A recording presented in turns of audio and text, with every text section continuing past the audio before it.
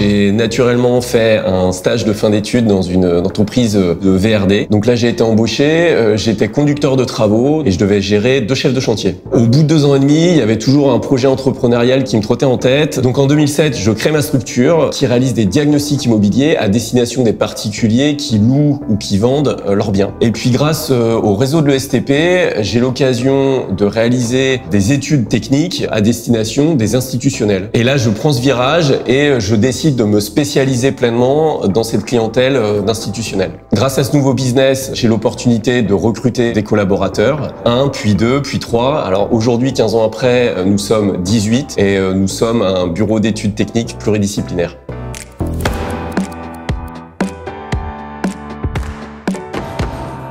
Aujourd'hui, nous sommes 18 personnes, organisées en 4 pôles: thermique, acoustique, ACV, fluide, électricité, certification environnementale et un pôle économie de la construction. Le but du jeu étant que la thermique ait bien intégré l'acoustique et bien intégré les fluides, que chacun travaille pas en silo avec chacun sa spécialité. Moi, mon rôle, c'est effectivement d'avoir une vision globale et transversale, d'être un peu le chef d'orchestre et de réussir à faire une synthèse entre tous ces différents métiers. C'est de travailler en équipe. Sur chacun des projets, il y a une équipe projet avec des architectes, des clients maîtres d'ouvrage, d'autres bureaux d'études, des bureaux de contrôle. Voilà, le but du jeu, c'est de trouver ensemble à résoudre un peu ce Rubik's Cube de la construction. Ce qui me plaît dans mon métier aussi, c'est la pédagogie. J'adore réussir à expliquer quelque chose de très complexe à un client ou même à des architectes partenaires, de réussir à les convaincre qu'ils adhèrent aussi à notre solution. Ce qui me satisfait quand on travaille sur un projet, c'est finalement de se dire que chacun des membres de l'équipe a pu intégrer les contraintes des uns et des autres, mais en étant satisfait, vraiment trouver un consensus et trouver finalement l'optimum qui va satisfaire tout le monde.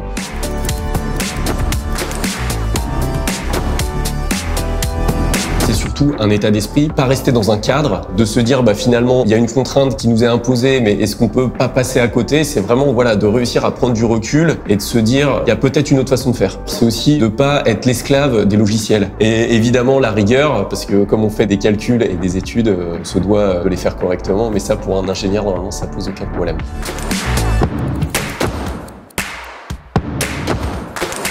C'est le jour où j'ai réussi à prendre ce virage vers les études techniques adressées aux institutionnels. Ça a été une mission que j'ai imaginée au début sous-traitée. Et finalement, en discutant avec la personne qui aurait dû m'aider à faire cette mission-là, je me suis aperçu que finalement, j'avais les mêmes compétences qu'elle. Et il me manquait juste un truc, c'était le logiciel. Le logiciel, là, je l'ai acheté. Et puis, j'ai réussi à faire l'étude qui m'avait été commandée par le client. Et là, ça a été un déclic parce que je me dis, mais finalement, si on bosse, si on est motivé, on y arrive, si on se donne les moyens. Et ça m'a permis d'aller vers tout un tas de domaines auxquels je m'attendais pas du tout.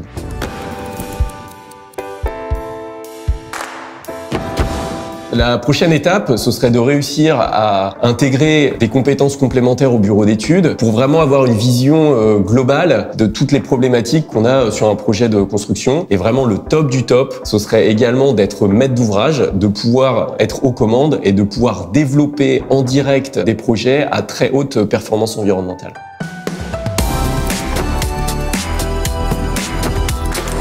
Déjà, je lui dirais d'être curieux, d'échanger, d'aller vers les autres. Alors, il y a la curiosité technique, évidemment, c'est quand on nous dit fais ci, fais ça, c'est de comprendre pourquoi, mais aussi d'être curieux humainement. En discutant avec des gens, on va connaître leurs compétences, on va connaître leur métier, et surtout, ça peut peut-être nous permettre de trouver le métier passion.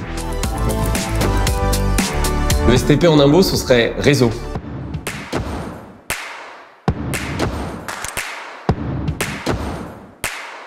Il n'y avait pas un truc que j'avais envie de dire que j'ai pas dit.